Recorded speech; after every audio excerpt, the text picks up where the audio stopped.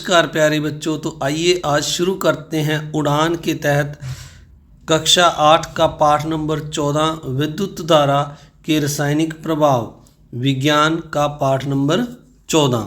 तो सबसे पहले कार्यपत्रक 1 है। यहाँ पर हमें लिखा हुआ है लक्षिता अपने बालों को कंघी कर रही थी। अचानक कंघी उसके हाथ से छूटकर नीचे गिर गई और उसने देखा कि कुछ कागज कंघी के टुकड़े उसकी कंघी के पास चिपक गए। तब लक्षिता ने दोबारा ऐसा करके देखा तो वही घटना फिर हुई। जब उसने अपने विज्ञान अध्यापक को इस बारे में पूछा तो अध्यापक ने बताया कि यह आवेश के स्थानांतरण के कारण होता है। क्या आप अपनी कक्षा अध्यापक की मदद से कुछ इस प्रकार की क्रियाकलाप कर सकते हैं? यदि हाँ तो उनकी सूची बनाइए। तो प्यारे बच्चों, क्या होता है जब हम किसी भी चीज़ को, जैसे प्लास्टिक का स्केल है, कंघा है, रिफल है, स्ट्रा है, अगर उसको हम सिर पर अपने रगड़ें या ऊन के कपड़े के साथ रगड़ें तो उसमें आवेश आ जाते हैं, जिसके कारण वह दूसरे जैसे कागज़ जहाँ कोई और हल्की वस्तुएं हैं जो उनको अपनी ओर खींचना, अट्रैक्ट करना शुरू कर देता है। तो इस तरह हम यहाँ पर गुब्बारे को सिर पर रगड़कर, स्केल से कागज़ चिपकना, स्ट्रा को रगड़कर, रिफल आदि, ये हम एग्जाम्पलें यहाँ पर दे सकते हैं। तो इनके साथ क्या है, ये कागज़ चिपक जाएंगे। तो अब कार्यपत्रक 2 है। मोहन के अध्यापक ने बताया कि जिन वस्तुओं से विद्युत आसानी से गुजर सकती है उन्हें विद्युत सुचालक कहते हैं। इसके विपरीत जिन में से विद्युत धारा नहीं गुजरती उन्हें विद्युत के कुचालक कहते हैं, जैसा नीचे। तो आइए अब कार्यपत्रक 2 शुरू करते हैं। मोहन के अध्यापक ने बताया कि जिन वस्तुओं में से विद्युत आसानी से गुजर सकती है उन्हें विद्युत के सुचालक कहते हैं, और इसके विपरीत जिन में से विद्युत नहीं गुजरती उन्हें विद्युत के कुचालक कहते हैं, जैसा नीचे चित्र में दर्शाया गया है।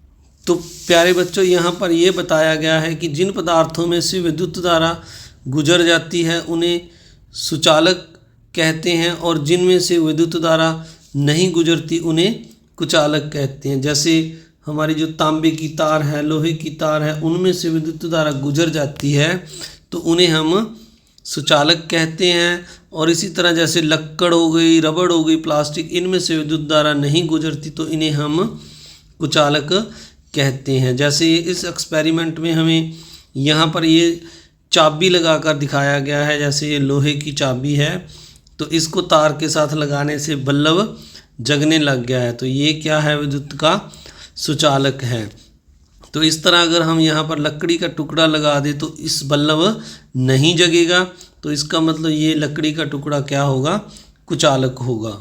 तो अब यहाँ पर हमें, क्या आप नीचे दी गई वस्तुओं को विद्युत चालक और सुचालक में वर्गीकृत कर सकते हैं? रबड़, तांबे की तार, लोहे की तार, प्लास्टिक का डिब्बा, लकड़ी का टुकड़ा, गत्ते का टुकड़ा, कोयला, कांच का टुकड़ा, सूती कपड़ा। तो इसमें से ये 2 जो वस्तुएं हैं, तांबे की तार और लोहे की तार, ये क्या हैं, कुचालक हैं। शेष जो है रबड़, प्लास्टिक का डिब्बा, लकड़ी का टुकड़ा, गत्ते का टुकड़ा, कोयला, कांच का टुकड़ा, सूती कपड़ा, ये सारे हमने इस साइड पे लिखने हैं, ये विद्युत के कुचालक हैं। तो इसके बाद जो अगला कार्यपत्रक करते हैं, तो इस कार्यपत्रक में हमें इस तरह से आपको दिखाया है, थोड़ा छोटा करके। यहाँ पर लिखा है विद्युत परिपथ के अवयवों को उनके प्रतीकों के साथ मिलान कीजिए। जैसे यहाँ पर पहले विद्युत सेल बना हुआ है, तो जब हम अपनी किताब पर इसका डायग्राम बनाते हैं तो विद्युत सेल को हम इस तरह से दर्शाते हैं, एक बड़ी लाइन और एक छोटी लाइन। छोटी लाइन माइनस का संकेत होती है और बड़ी प्लस का। तो ये हमारा विद्युत सेल बन गया है। दूसरा है विद्युत बल्ब। तो विद्युत बल्ब का ये डायग्राम है, इस तरह हम विद्युत बल्ब को दर्शाते हैं। तीसरा है स्विच ऑन की स्थिति। ऑन का मतलब होता है कि लाइट परिपथ में से चल रही है। तो ये जो इसमें दिखा रखा है, जैसे यहाँ एक लाइन यहाँ और 2 बिंदियाँ सी लगी हुई हैं, एक इसके बीच में ये ऐसे स्विच तार जुड़ी हुई है, यानी स्विच ऑन है, अब इसमें से लाइट चल रही है। अगला है स्विच ऑफ की स्थिति, तो स्विच ऑफ को ये दिखाया गया है भी लाइट अब बंद है। तो आप ध्यान से देखें तो यहाँ से ऐसे करके ये जो तार है इसके साथ नहीं लगी हुई है, यहाँ से इसको थोड़ा ऊपर उठाया हुआ है, तो इस तरह ये ऑन ऑफ की स्थिति है। अब बैटरी है, तो बैटरी का मतलब है जब एक से ज़्यादा सेल हों, 2 या 3 सेल हों, तो वो हमारी बैटरी होती है। जैसे यहाँ पर मैं आपको बना के दिखाता हूँ, ये एक सेल है, तो इस तरह अब जो दूसरा सेल हम लेंगे तो इसको यहाँ से ऐसे जोड़ देंगे, ये एक सेल और बन गया है। इस तरह हम और एक सेल ले लेंगे, तो इस तरह ये हमारी बैटरी बन जाएगी। तो अब हम यहाँ पर ये है जो 1 2 3 4 सेल हो गए हैं, तो ये इस तरह हम बैटरी बना सकते हैं जैसे यहाँ पर बनी हुई है। तो अगला इसके बाद संयोजित तार है। अब तार को परिपथ में हम किस तरह से दर्शाते हैं, तो एक सीधी लाइन जैसे यहाँ लगी हुई है, इस तरह हम तार को दर्शाते हैं। तो प्यारे बच्चों, इस तरह आपने कार्यपत्रक 14 पाठ 14 पूरा करना है। मिलते हैं अगली वीडियो में। तो आपने मेरे चैनल को सब्सक्राइब ज़रूर करना है, जिन्होंने अभी तक सब्सक्राइब नहीं किया, वीडियो को लाइक भी करना है और दूसरे दोस्तों मित्रों में इसको शेयर भी ज़रूर करना है। Thank you very much.